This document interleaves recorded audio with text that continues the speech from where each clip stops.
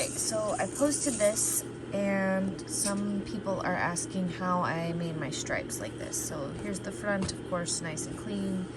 This is the back where my join is. You can still see a little bit, but my stripes are lined up. So that's what I'm going to show you.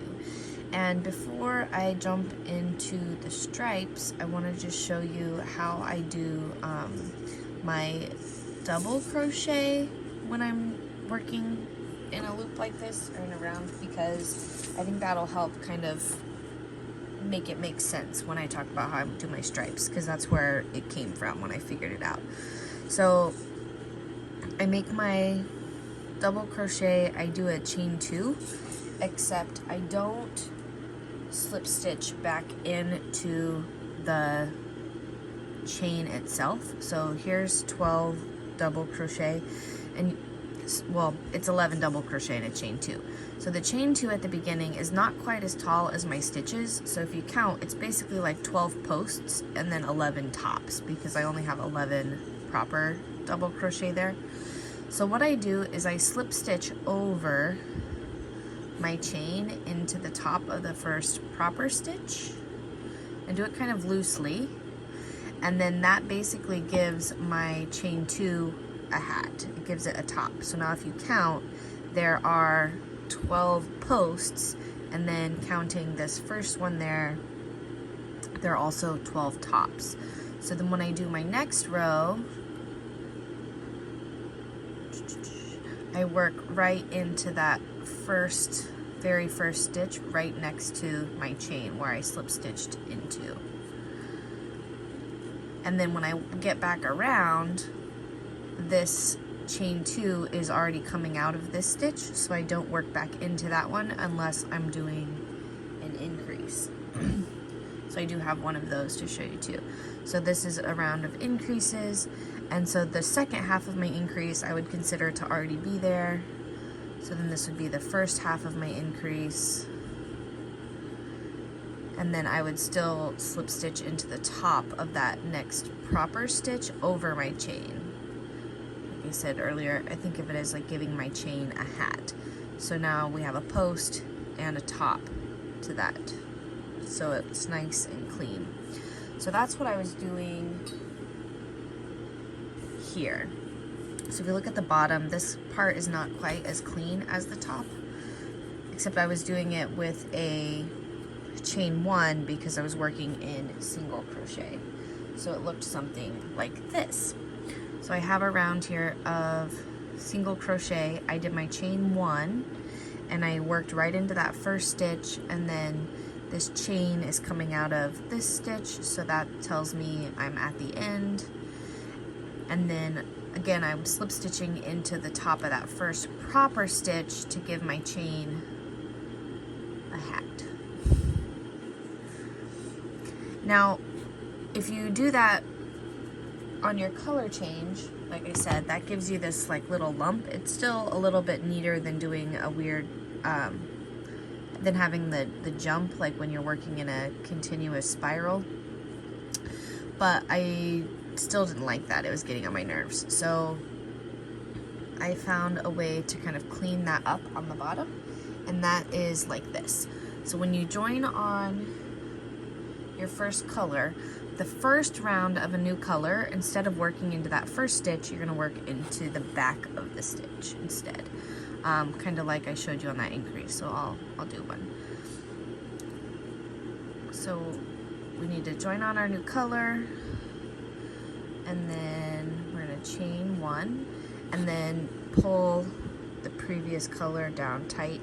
Well, not too tight, you don't want it to feel like a knot, but you want to cinch it down pretty good, and then you want to pull this. So that's your chain 1. Now normally I would work into this first stitch right here that's right next to my chain, but for the first round in a new color, when I'm doing stripes, I skip over that one and go into the next one. So that's where my first proper single crochet is going to be, and work all the way around. Tried to make this guy tiny.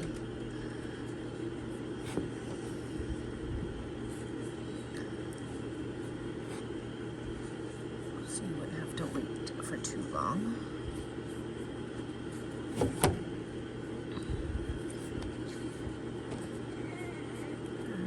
Don't mind my baby, he's fine.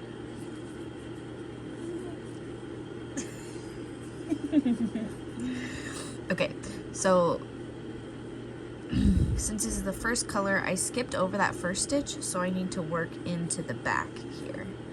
And that's gonna make things along the bottom, it's gonna give me that extra little part that pokes down to make my zigzags a little more even on the first round of a new color. But I'm still gonna slip stitch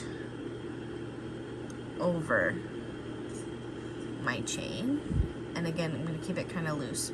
So I only do that for the first round of a new color, just so this part is a little bit cleaner. So you can still see right here, this is where my chain was, and then I had to work into the back of the stitch. But then for all of the other rounds of the new color, I would do it just like I normally would, working into the front. So for the next round, chain one, and then I'm gonna work into here. And the reason for that is I want the front half to be kind of nice and tall, so when I join in the back, it's level. Otherwise you get that slantiness like you're working in a spiral, and that will make your stripes not as clean.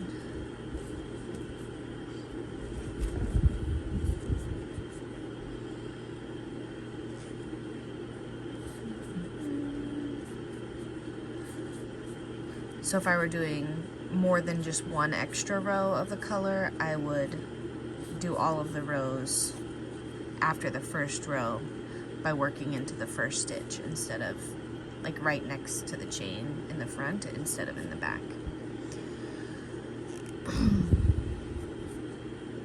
Okay, so now I'm coming back around to the end of my row, and then because we worked into that first stitch here right after the chain, we don't need to work into this one because that's this essentially where the chain is coming out of.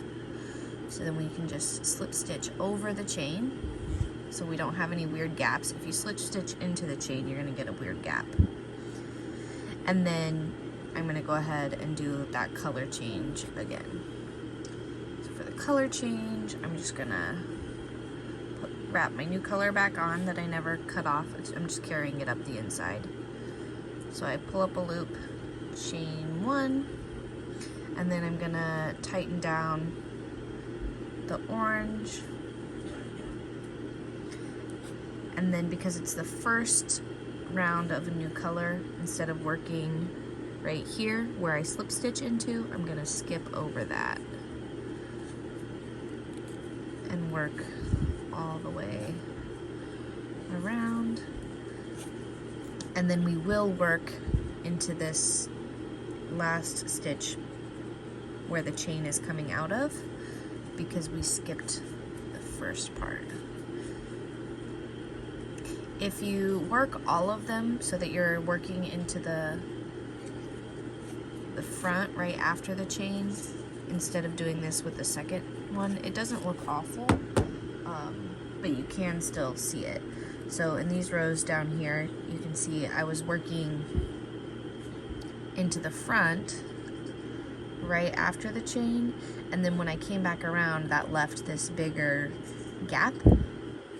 So then I kind of switched tactics right about here so that I'm working into the back of the chain for the first row of the color change, and that makes it just a little bit cleaner and less obvious because you have this nice even sort of zigzag across.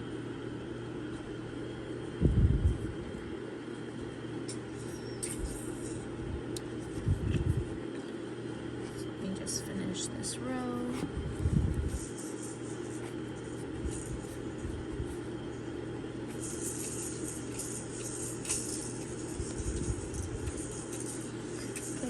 And then, again, we are going to work into this, even though it's the one that our chain is coming out of, because we want to have that nice, even all the way around the bottom. And then we're going to slip stitch over the chain. And you're not going to slip stitch tight because we're keeping that loop there, right? Because we're going to work into that. Or that's part of our stitch. So we chain 1, and then for the next round, instead of working into the back, we're going to work into the front. And then you just continue that all the way up, and you'll have much cleaner stripes than if you just try to work it in a spiral, or trying to do half of the stitch in one color and half in another color. I have a lot of trouble doing that. This just seems a lot easier, and honestly I think it looks better anyway.